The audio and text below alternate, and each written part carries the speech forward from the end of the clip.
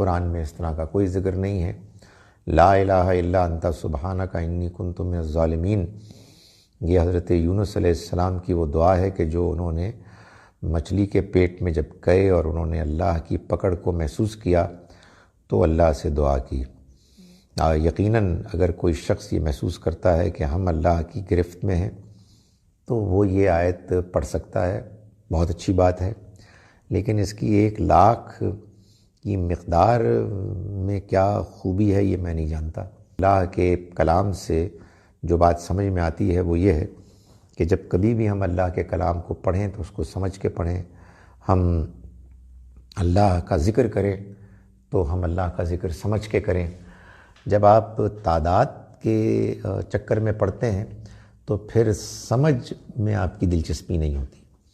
تو آپ میں سے کوئی یہ کہتا کہ یہ نبی صلی اللہ علیہ وسلم نے فرمایا ہے، تو اگرچہ کہ میں اس بارے میں کوئی کنفرم بات نہیں کہہ سکتا، تو چلیے کچھ بات تو ہوتی، لیکن نہ قرآن میں کچھ ہے نہ حضور نے فرمایا ہے، تو پھر میرا یہ خیال ہے کہ مسلمانوں کو اس بارے میں سینسٹیو ہونا چاہیے کہ ہمیں اللہ کے دین کے بارے میں وہی بات بتانی ہے، وہی بات کرنی ہے کہ جو اللہ تعالیٰ نے بیان فرمائی ہے۔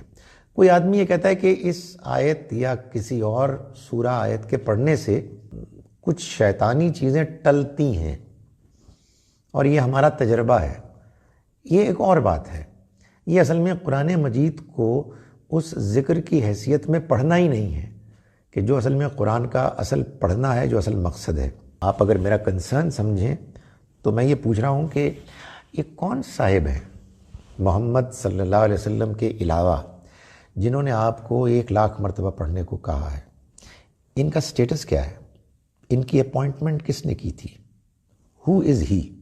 What authority does he have to make such a statement or a claim? So میری اس فرمنس کے پیچھے اصل میں جو کنسرن ہے وہ یہ ہے کہ ہم مسلمانوں پر یہ بڑی اچھی طرح واضح ہونا چاہیے کہ دین صرف اور صرف اللہ کے پیغمبر لاتے ہیں، اور اللہ نے اپنے آخری پیغمبر محمد صلی اللہ علیہ وسلم کے ذریعے سے جو دین ہم تک پہنچایا ہے اس میں نہ ہم 1 انچ 1 ذرہ اضافہ کر سکتے ہیں نہ کمی کر سکتے ہیں۔